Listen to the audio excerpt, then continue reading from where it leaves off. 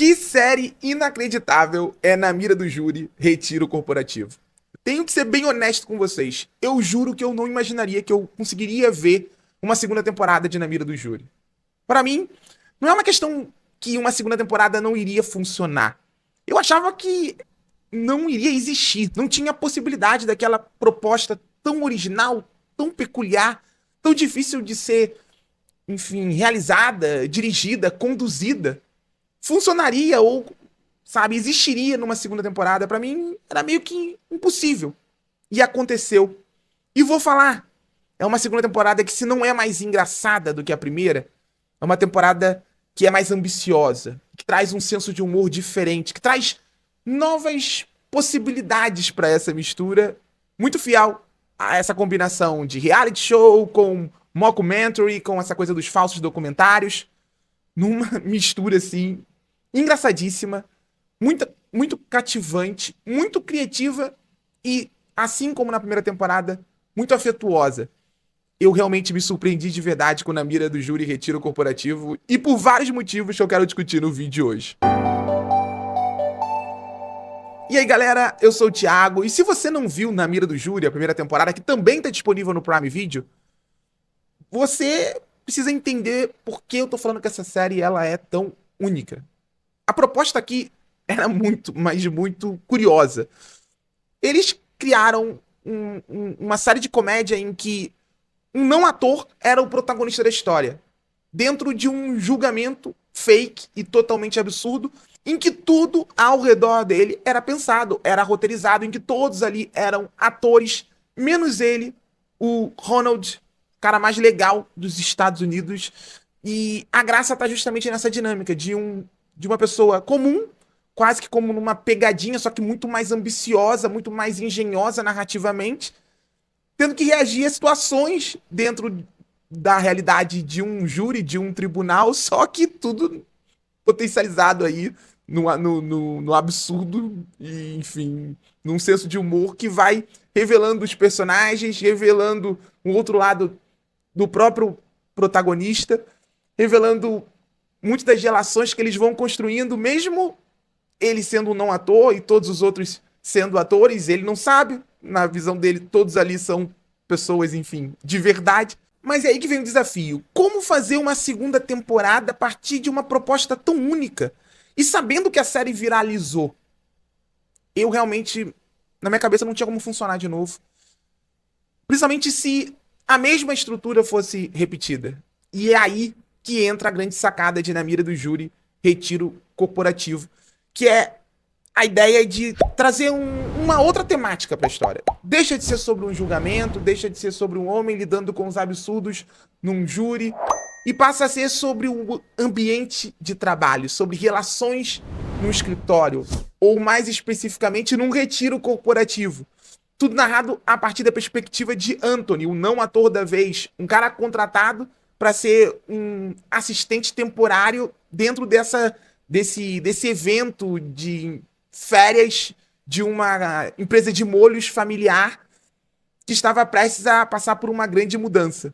E o Anthony se vê no meio desse furacão, dentro de um ambiente que logo de cara já é totalmente diferente do da temporada original. E o grande desafio começa aqui. Porque quando a gente pensa em Na Mira do Júri, a gente pensa em 2, 3 cenários, a maioria da série ambientada num júri mesmo, né? E algumas outras cenas externas, enfim. Mas era tudo muito, assim, muito preso a um ambiente. Obviamente era a proposta inicial da série e tudo funcionou brilhantemente. Mas aqui não. Aqui a gente tá falando de um retiro, de um lugar aberto, de um cenário em que todos os personagens teriam que conviver diariamente. O não ator com os atores. 7 dias numa semana, tendo que lidar, tendo que, enfim, interagir o tempo todo, 24 horas por dia, não importa se a câmera estava gravando ou não. E isso, eu demorei para entender isso. Que diferente de Na Mira do Júri, a primeira temporada, em que quando os jurados eram liberados, enfim, cada um ia para sua casa e tudo acontecia, ou, enfim, um outro dia começaria, aqui não. As gravações acabavam e os atores tinham que seguir vivendo esses personagens, interagindo com o Anthony, com o não ator da vez, e construindo uma história que acontece não só naquilo que a gente vê em tela, mas naquilo que não é visto.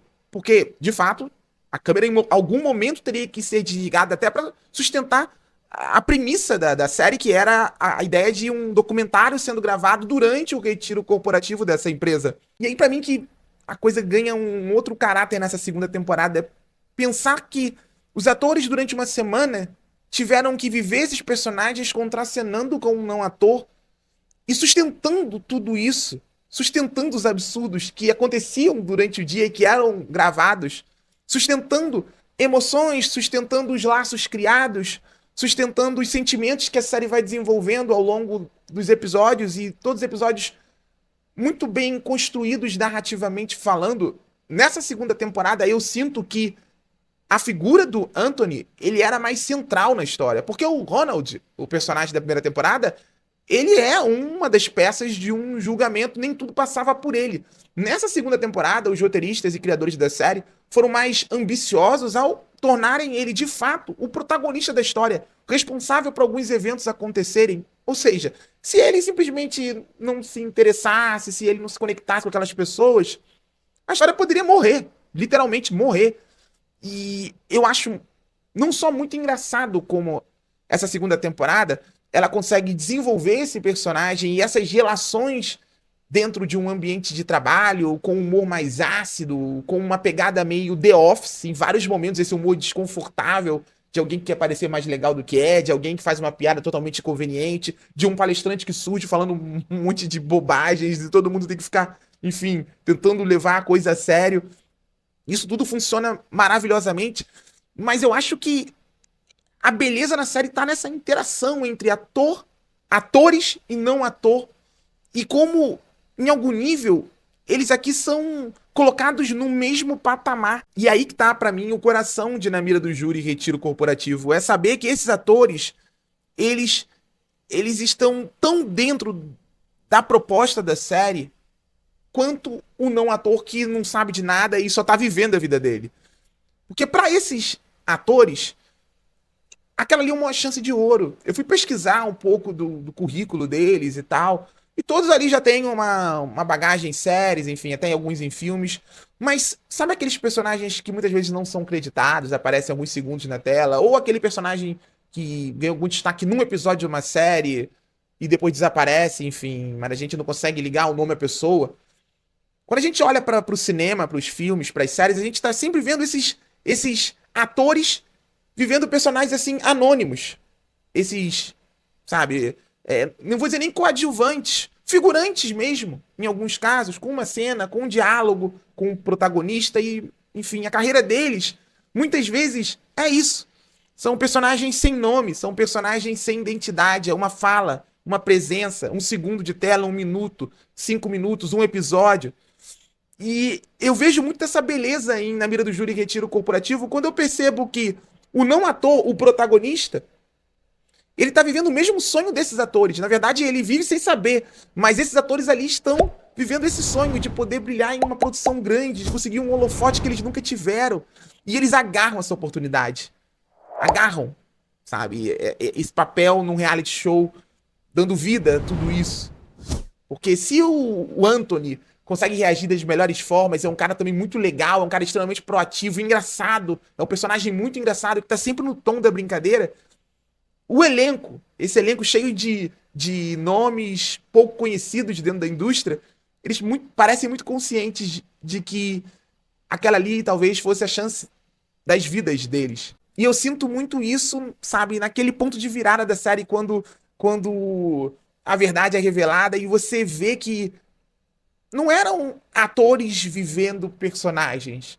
Eles estavam vivendo algo de verdade ali também. Obviamente roteirizado, obviamente dentro de uma zona cômica, obviamente entendendo que aquilo ali era um faz de conta, era uma ficção, mas ao mesmo tempo se permitindo criar um laço com o Anthony, criar um vínculo com aquela história, com aquele núcleo, desenvolver, sabe, o tipo de conexão emocional que sustenta a história como um todo, porque essa história é sobre funcionários de uma empresa que já se conheciam há anos. Diferente de Na Mira do Júri, na primeira temporada, em que todo mundo se conheceu ali, então não tinha um background dramático, não tinham relações, não tinham nada. Nessa temporada, todos os personagens, eles trazem consigo um passado, relações, vínculos, questões bem resolvidas, questões mal resolvidas, que a série vai desenvolvendo, tornando essa narrativa bem mais ousada e dando a esses atores a chance, cada um deles, de brilhar além da piada, além, sabe, daquela coisa cômica, da situação cômica. Por isso o final, ele é talvez até mais emocionante que na primeira temporada, porque a gente vê que existiu algo muito verdadeiro ali, sabe? Eles viveram os 7 dias juntos. Não era assim, acabou a gravação, cada um pro seu quarto ou pro seu trailer, como acontece no set de filmagens e vida que segue. Não. Eles continuavam contracenando, só que sem as câmeras, porque todos tinham que sustentar os seus personagens. E no final a gente entende as emoções, a gente entende, sabe, o choro, a gente entende essa troca de vivências. É bonito, é engraçado, tem um humor desconfortável, mas é bonito.